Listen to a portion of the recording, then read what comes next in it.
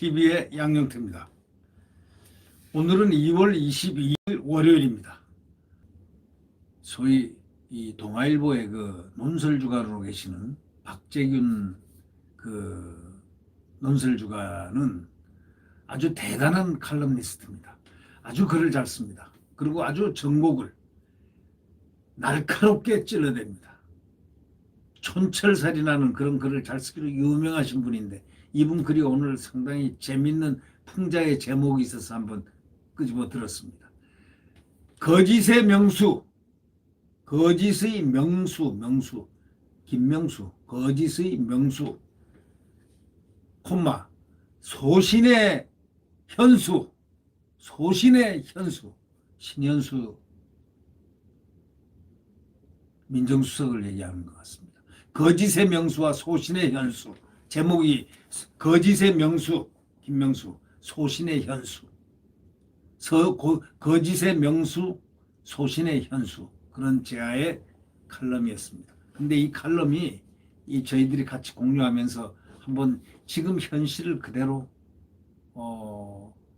몇 가지 글자로 이렇게 나타내주는 그러한 그 참 아픈 글이 여기 실려 있습니다. 대한민국 민주주의를 지키는 단 한 자리를 꼽는다면은 누구냐라고 문제를 제기합니다. 그건 단연코 우리 대법원장 아닙니까? 최고 권력자인 대통령이란 자리는 한국적 상황이 부여한 제왕적 권력 탓에 민주주의 수호자가 되기보다는 자칫 민주주의 파괴자로 변질될 수 있다고 냉혹하게 얘기합니다. 그 사람에 따라서 대통령이 어떻게 생각하느냐에 따라서 제왕적 권력을 갖고 있는 그런 대통령제에서 민주주의가 수호자 되기보다는 자칫하면 민주주의 파괴자로 변질될 수 있다고 먼저 적시하고 있습니다.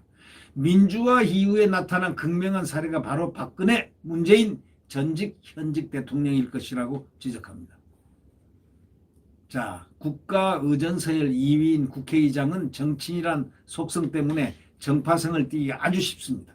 그것도 근래에는 큰 정치인의 의장이 되는 경우가 없고 큰 정치인이 그릇 큰 사람, 포용력 있는 사람, 뭔가 중립적인 가치를 지향하는 그런 국회의장이 그런 정치인이 의장이 되는 경우가 없었습니다.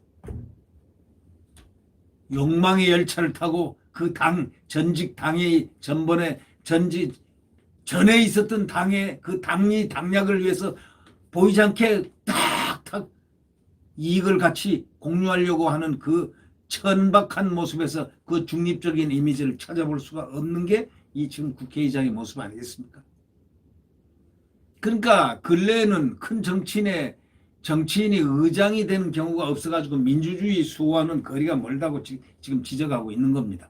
헌법재판소장도 있으나 사법부의 대종은 역시 대법원인데 법관들도 현재 재판관보다 대법관을 꿈꾸는 사람이 많다는 겁니다.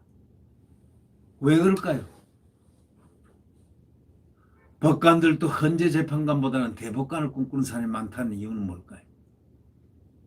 신뢰의 문제가 밑에 깔린 그런 거 아닐까 생각해 봅니다. 우리 사회 최후의 권력자이자 심판인 대법원이야말로 민주주의의 법치의 보루이고 또 그 수장은 한국 민주주의의 상징적 존재였는데 그 자리의 무게 때문에 현직 때는 물론이고 물러난 뒤에도 처신을 신중하게 하는 것이 바로 우리가 상정하는 소위 대법원장 모습 아닙니까? 그리고 과거의 대법원장은 참 훌륭했습니다. 양승태 대법원장이 적폐로 몰려서 이렇게 있었지만 그분 덕목이 아주 훌륭한 분입니다. 아주 훌륭한 분이죠. 이제 다 알게 되죠.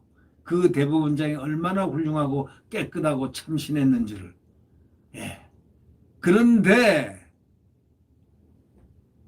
그런 훌륭한 자리와 훌륭한 대법원장인 그 권위를 단박에 그냥 저작가리로 팽개친 사람이 있죠. 거짓말을 해가지고. 바로 김명수 대법원장 아닙니까? 같은 사람, 같은 이름, 김명수라는 이름을 가진 사람들에게는 미안하다고 이 필자가 글을 통해서 얘기합니다. 같은 이름 가진 분들에게는 좀 민망한 일이지만 오죽하면 거짓말의 명수라는 비아냥거림이 나오겠느냐 이거죠. 거짓말의 명수다. 거짓말의 명수는 명수다. 어. 거짓말의 명수는 김명수란 뜻이죠. 네. 거짓말의 명수라는 말이 그런 비한건이라는 말이 오죽하면 나오겠느냐. 그렇지 않아도 문재인 정권 이후에 기울어진 대법원에 대한 우려가 큰 터에 대법원장이 말이죠. 권위의 추락을 시키고 스스로 거짓말을 하고 대법원을 신뢰 위기로 내몰고 결국 한국 민주주의의 위기를 불러일으켰습니다. 자, 이쯤 됐으면 또 물러나야 되는 거 아닙니까? 물러나라는 데가 학교 동창부터 시작해가지고 온 군데서 물러나라고. 변협에서도 물러나라. 어디서도 물러나라. 어? 법학 교수들 대한민국의 전국 법학 교수들도 물러나라. 등등등등 이렇게 해도 안 물러납니다. 이렇게 뻔뻔한 또 대법원장 처음 봤습니다. 과거에는 대법원장이 누가 된다고 생각하면 스스로 떠났습니다. 그건 권위의 상징입니다. 그런데 물러나긴커녕 인사권을 악용을 해가지고 정권 방탄 재판부를 구성하는 그 낯 두꺼움이라든가, 두꺼워도 너무 두꺼워 보는 사람이 되레 낯이 뜨거워서 민망스러울 지경이다 이겁니다. 그래서 이 박재균 논설주가는 이렇게 패러디를 했습니다. 시쳇말로 패러디를 하면은 지금까지 이런 대법원장 단 한 사람도 없었다 이겁니다. 이것이 정치인이냐, 이 명수가 정치인이냐 장사꾼이냐라고 탁 질문합니다. 이 박재균 논설주간은 동아일보 논설주간이죠. 이분은 아주 딱 이게 정치인이냐 이게 장사꾼이냐 하고 딱 질문을 합니다. 김명수 같은 사람들이 넘쳐나는 문재인 정부에 아주 돋보이는 신현수 대통령 민정수석 비서관의 등장은 너무나 또 참신하다고 합니다. 왜? 참신하지 않습니까? 특히 문정권 출범 이후에 하루가 멀다고 드러나는 대통령의 불통과 유체이탈, 화법, 강요의 무능과 남탓, 여권 인사의 위선과 내로남불, 관료의 영혼 가출은 전에 없던 정말 실존적인 고민까지 하게 만든다고 박재균 논설주가는 설파하고 있습니다. 과연 인간성이란 건 뭘까? 참 철학적인 단상을 내보이 비칩니다. 이런 정권에도 신현수 같은 이가 있다는 것 자체가 우리에게는 일말의 희망을 준다고 얘기하고 있습니다. 신현수 정무수석 검찰 출신인데 참 훌륭합니다. 문재인과는 15년간의 인연이 깊은 인연이 있습니다. 민정수석 때 그 아래서 사정비서관을 했습니다. 그리고 대통령이 직접 불렀습니다. 그리고 뭔가 약속을 했다고 하는 것 같은 얘기를 합니다. 그런데 왜 갑자기 한 달여 잉크도 마르지 않은데 떠나려고 할까요? 예. 이유가 뭘까요?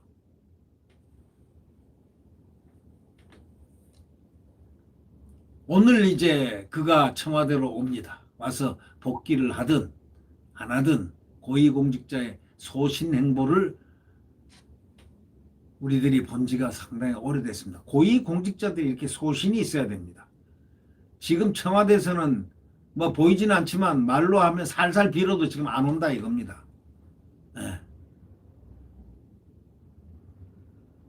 정권보다 국민을 섬기하는 공복으로서 지극히 정상적이고 상식적인 행동도 어느덧 집 지키는 개로 전락한 문정권 공직사회에서 희한한 일이 지금 이 신수석의 일은 희한한 일이 되어버렸다고 지금 박재균 논설주가는 딱 지적하고 있습니다. 정권보다 국민을 섬기하는 공복으로서 지극히 정상적이고 상식적인 행동도 어느덧 집 지키는 개로 전락한 문정권 공직사에서는 참 희한한 일이 바로 이 신수석의 모습을 보면서 희한한 일이 돼버렸다는 겁니다. 무엇이 김명수와 신현수를 가르고 있는가? 반문합니다.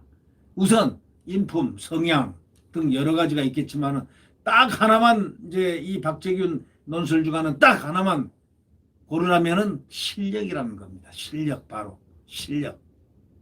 김명수는 자기 편이라면 능력이나 도덕성이나 야당의 동의 따위는 싹 무시해버리고 문재인 인사가 아니라면 대법원장 근처에도 가보지 못했을 사람입니다.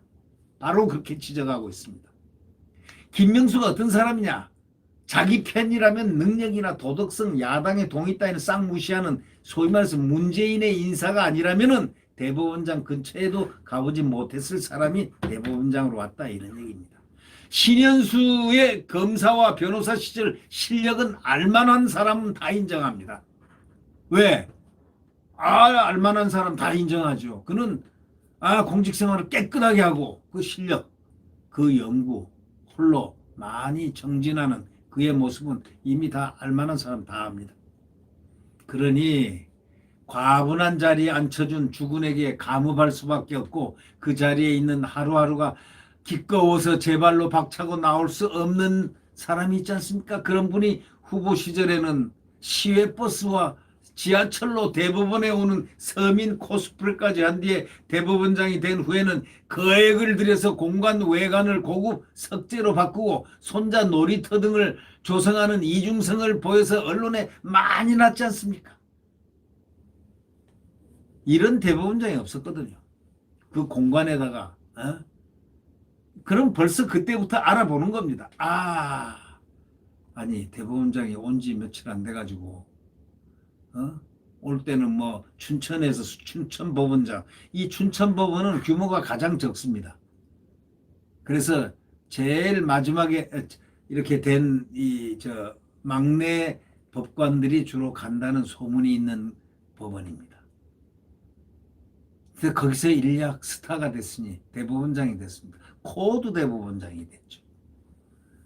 이분이 대법원장 되고 난 다음에 돈을 엄청 들여가지고 이 공간의 외관 꾸미고 석재 이태리 무슨 이태리라든가 뭐 어디라든가 고급 석재로 바꿨다고 언론은 그때 막 대스특필 했지 않습니까? 손자 놀이터도 만들었다고 그것도 사진이 나오고 막 이랬는데 그런 것이 대법원장의 그 모습을 보면서 무엇을 느끼겠습니까?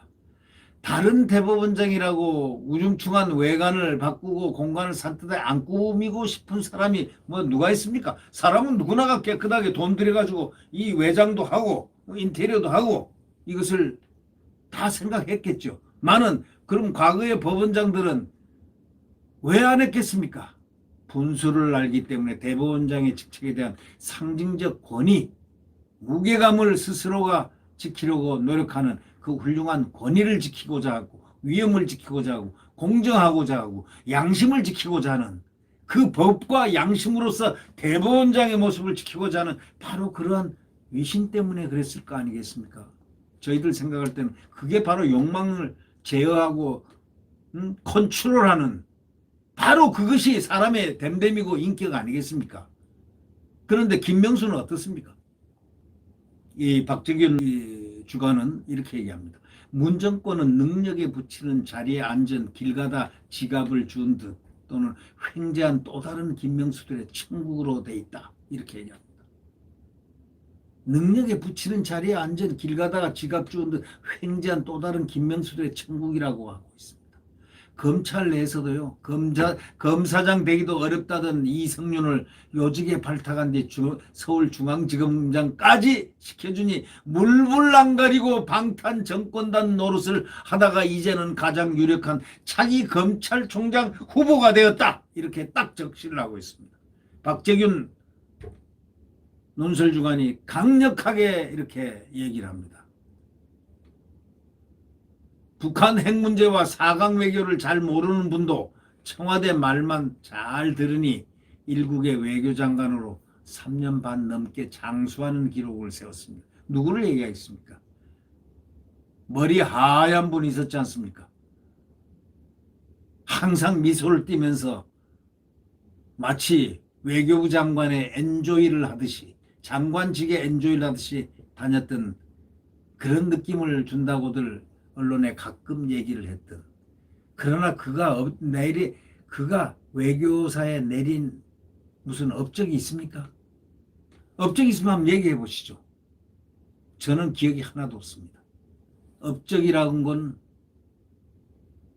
없죠. 영어 잘하는 영어는 잘하니까 외국에서 아버지 따라서 외국에서 쭉 살았으니까 영어를 잘할 수밖에 없죠. 그리고 공부는 잘했겠죠. 공부는 잘했으니까 영문과 나왔다고 그러죠. 영문과 나왔다고 그러나요? 아, 자, 영어는 잘하죠. 그런데 이분이 외교를 잘 못하는 분이 외교에 딱 와서 북한 핵 문제와 4강 외교를 잘 모르는 분도 청와대 말만 잘 들으니까 일국의 외교 장관으로 3년 반 넘게 장수하는 기록을 세웠다는 겁니다. 네. 이 박주관은 이렇게 얘기합니다. 현 정권의 실력자나 고위공직자 가운데 유난히 역대 정권에 비해서 무능하고 위선적이며 자리에 탐닉하고 연연한 사람이 많은 이유가 아주 분명하다 이런 얘기입니다. 이 정권이 아니라면 중용되지 못할 그런 삼류들이 너무 많기 때문이라고 아주 딱 아픈 데를 꼬집고 있습니다. 모두가 인류일 필요는 없지만 국정 담당자들이 삼류면 국민이 너무 피곤하고 민생이 고단해진다고 아주 신랄하게 비판하고 있습니다. 그 낯두꺼움을 봐야 하는 정신적 스트레스가 국민들에게 뻔하십니까? 이렇게 박주관은 끝을 맺습니다. 모두가 인류일 필요는 없다. 국정 담당자들이 그러나 삼류면은 국민이 매우 피곤하다. 또 민생이 고단해진다. 그 낯두꺼움을 맨날 봐야 하는 그거 국민들의 정신적인 스트레스가 그거 보너스로 주는 거냐? 이렇게 신랄하게 비판하고 있습니다. 이 오늘 동아일보의 박재균 칼럼을 제가 한 2번 읽으면서 저도 흥분해 버렸습니다. 근데 지금은 뭐 흥분 안 했지만 읽으면서 상당히 리얼하게 표현하기 때문입니다. 네. 내일 태양은 다시 떠오릅니다. 새벽에. 지금 가장 추울 때가 새벽녘입니다. 내일 자유민주주의 시장경제가 뛰노는 성장 대한민국의 태양이 내일 새벽 다시 떠오릅니다. 분명히 대한민국의 태양은 떠오릅니다. 자유민주주의 시장경제가 뛰노는 성장 대한민국은 무서운 뜨거운 빛을 바라며 밝은 빛을 바라며 대한민국을 비추일 것입니다. 네.